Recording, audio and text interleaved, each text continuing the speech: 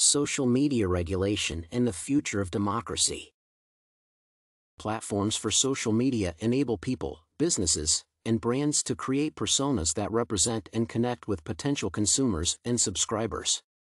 Personal information is shared by users of these social media platforms that have been, in some instances, like the Cambridge Analytica scandal. These cases have raised concerns about the security of personal data, with the government thinking of the best approach towards regulations. Advances towards social media regulation are under debate worldwide, with varying views split almost in the middle. A section of social media users holds that social media platforms are an extension of freedom of expression that the government should not regulate. Any attempt will infringe on their constitutional rights and privacy. Social media platforms have become marketing platforms for many legitimate businesses. The government's regulation of such practices will be inconvenient for the parties engaged in the transactions. In the face of the Cambridge Analytica scandal, it is evident that companies are preying on social media users to steal their data and influence how they participate in critical generational decisions such as voting.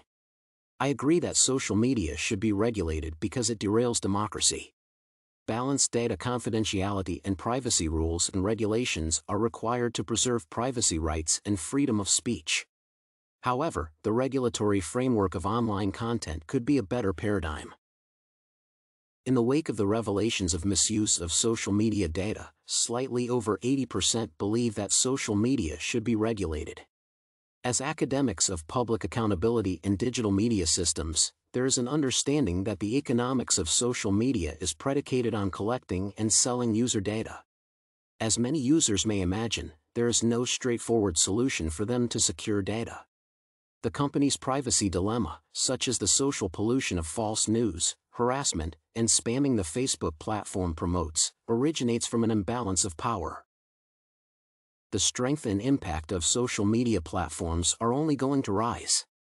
Before getting to the subsequent controversy, one must reconsider how they control online material and increase transparency in managing these critical places for expression and interaction. It is one of many types of regulatory problems that social media firms face. Following the removal of Russian official media from Twitter and Facebook, Russia's communications regulation barred access to the networks, alleging discrimination. Many of the legal and ethical ramifications of social media mining remain to be worked out. The discussion about this instrument is centered on privacy concerns. The use of social media data must be regulated to ensure users' freedom of speech.